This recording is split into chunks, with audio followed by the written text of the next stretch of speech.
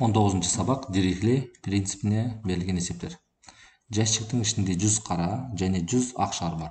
Бір түсті 2 шар болатындай жәшікке қарамай ең аз дегенде неше шар алу керек. Енді бүйтейік. Жәшікке қолымызды салып, бір шар алатын болсақ, ол қара түсті болуы мүмкін да. Немесе ақ болады, немесе қара болады. Яғни бір рет салдық. Енді қолымызды қайтадан салып, алып қалсақ, қара шығып қалса, онда менің шартым не істеп кетеді? Бір дегенде орындалып кетеді. Сол себептен біз бұны орындалмайтындай қылып орындауымыз керек, орындалмайтындай етуіміз керек. Демек, қара шығатын болса, ендігі жолы ақ шықсын. Шарт орындалған жоқ, яғни қолымды бір рет және бір рет, 2 рет салдым. Енді қараңыз, қолымызды қайтан жәшікке 3-ші рет салған кезде, міндетті түрде осы екеуінің біреуі шығатыны белгілі. Немесе қара шығады, немесе ақ шығады да, менің шартым не істеп кетеді? Орындалып кетеді. Мысалы, ақ шығып болатын болса, ақтан тағы да қанша бар? Біреу бар. Яғни 2 ақ болып кетеді. Егер қара шығып қалса, 2 қара болып пайда болып кетеді. Сонымен 1 қосылған 1 тең қанша? 3. Жауабы, жәшіктің ішіне қолыңызды саласыз да, 1 дегенде 3 шарды бір-ақ алып сыртқа алып шығатын болсаңыз, 2 сол 3 шардың ішінде екеуінің түсі бірдей болады. Екеуі ақ болуы мүмкін, немесе екеуі қара болуы мүмкін. Аспаз еттен 20, картоппен 10, тосаппен 15 бәліш жасады. Міндетті түрде тосаппен жасалған бәліш шығуы үшін ыдыстан қарамай ең кем дегенде неше бәліш алуы керек. Енді қараңыз, еттен 20. Біз бұл есепті шығару барысында орындалмайтындай мағлұматтарды есептейміз. Бізге бәліш керек, демек еттен шығады. Барлық ет шығады. Сондай сәйкестікті ала бересің, әлі етпен шығады, яғни барлық ет бітті. Енді картоппен жасалған шығады. Қараңызшы, барлық картоппен жасалғанда не істеді? Шықты. Енді бізде барлық етпен жасалған бітті, барлық картоппен жасалған бітті. Енді не шығады міндетті түрде? Тосаппен шығады. Демек, бір тосап аламыз. Біреу алам, тосап шығады. Енді қараңыз, міндетті түрде тосаппен жасалған бәліш, кем дегенде бір бәліш шығу үшін қанша алу керек? Міне, барлық ақ ет бітеді, барлық картоп бітеді, және біреу бәліш келеді. Сонда 31. Жауабы 31. Үшінші есеп. Мектепте 370 оқушы оқиды. Барлық оқушылардың арасынан туған күндерін бір күнде атап өтетін 2 оқушы бар екенін дәлелдейді. Енді қараңыз, 370 оқушы бар.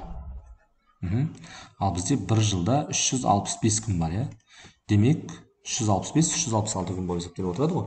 365 күн бар. Ал оқушылар саны ол күннен қандай? Көп. Яғни 5 оқушыға не болып тұр? 5 оқушыға артық болып тұр. Олай болатын болса, бұл жерде кем дегенде 2 оқушының туылған күні бір күнге сәйкес келеді. Себебі 365 күнге 365 оқушы бір күннен түсетін болса, демек ендігі оқушы осылардың кез келген біреуіне түседі. Тағы бір оқушы ол да кез келген біреуіне түседі. Яғни бізде ондай оқушылар табыла алады. Келесі 4-ші есеп. Мектепте 20 сынып бар. Осы мектептің 23 оқушысы мектепке жақын жердегі үйде тұрады. Бір сыныптан кем дегенде 2 оқушы осы үйде тұруы мүмкін екенін дәлелдеңіздер деп айтқан екен. Мектепте 20 сынып бар. Осы мектептің 23 оқушысы. Енді қараңыз. 23 оқушы, 20 сынып. Бір сыныптың кем дегенде 2 оқушысы осы үйде тұруы мүмкіндігі. Енді қараңыздаршы, 23-тен азайтамын 20-ны. Яғни ең көп дегенде қанша болады? 3.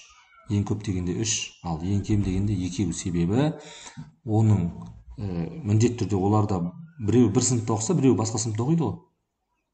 Және ол міндетті түрде солардың кез келген біреуіне келеді. Тағы бір үйден 2 адам шығатын мүмкіндігі пайда болады. Себебі сыныптар санынан оқушы саны 3-ге артық болып тұр. Келесі, үстел басында 100 адам бір-біріне қарама-қарсы қарап отыр. Олардың жартысынан көбі ер адамдар болса, онда қандай да 2 ер адам бір-біріне қарама-қарсы отырғанын дәлелде деп айтқан екен. Жақсы, бүйтейік. 100 адамның 50-і қыздар, 50-і ұлдар. Яғни мына жағын бәрі қыздар, мына жақтың бәрі не болып тұр? Ұлдар болып тұр. Енді қараңыздар, үстел басында 100 адам бір-біріне қарама-қарсы қарап отыр. Олардың жартысынан көбі ер адамдар, яғни жартысынан көбі. Мынау жартысынан көбі дегеніміз, яғни мынадан тағы да сәл несеп кету керек, асып кету керек. Яғни мынау жартысынан көбі дейтін болса, кішкене қандай да бір жерін тағы да неге алып кетеді, ер адамдар алып кетеді. Яғни мына жерін ер адамдар алып кетсе, осыларға қарама қарсы, яғни мынаған қарама қарсы мына жақта кім отырады, ер адам отырады. Мысалы, ер адамдар саны біріншіден бастап, яғни бірден бастап 60-қа дейін отырсын, иә, бірден бастап 60-қа дейін отырсын. Әйел адамдар 61-ден бастап 100-ге дейін барады. Енді қараңыз, 100-ге бір қарама қарсы отырады. Өстіп қарама қарсы келе жатады да, 60-қа кім қарама қарсы отырады, иә? 60-қа, мысалы 60 мына жерде тұратын болса, жоқ, 100 жартысы 50 ғой бұның, жартысы 50, 50 мына жерде тұраса, 60 мына жақта отырады, иә? 10 былай отырады, ал 10 былай отыратын болса, демек 60-қа қарама қарсы отыратын, ол қанша? 10 деген сөз. Енді қараңыз, жартысынан көбі болғандықтан бізде бір-біріне қарап отыратын ер адамдар табылады екен. Міндетті түрде табылады. Себебі жартысы десе, онда табылмас еді. Ал ер адамдар жартысынан көбі деп тұр. 6-шы есеп. Сыныпта 13 оқушы оқиды. Олардың кем дегенде екеуі туған күндерін бір айда тойлайтынын дәлелдеңіздер дейді. Яғни 13 оқушы бар, ал бізде айлар саны қанша ай? 12 ай бар. Демек, 13-тен азайтамыз 12 айды, тең болады қаншаға? Бір оқушыға. Ал бір оқушы кез келген осы 12 айдың кез келген күніне түседі. Кез келген айына түседі. Ал сол айда міндетті түрде басқа да бір оқушы сол айда туылған болып анықталады. Себебі 13 оқушы 12 айдан үлкен. Ал егер де 9 болып қалған жағдайда онда болмайтын еді. 7-ші есеп. Қорапта 5 қызыл, 8 жасыл, 13 көк және 17 сары шар бар. Бақыт қораптың ішіне қарамастан 3 жасыл шар шығарғанына нақты сенімді болу үшін қораптан кем дегенде неше шар алыну керек? Оған 3 жасыл керек. Демек, жасылдар шықпай қояды да, қалған түстердің барлығы шыға береді. Яғни қызылдың 5-еуі де шығып кетеді. 13 көк түгел шығып кетеді. 17 сары түгел шығады. Енді біздің қорапшаның ішінде тек қана жасылдар қалды. 3 жасыл деп айтты ғой.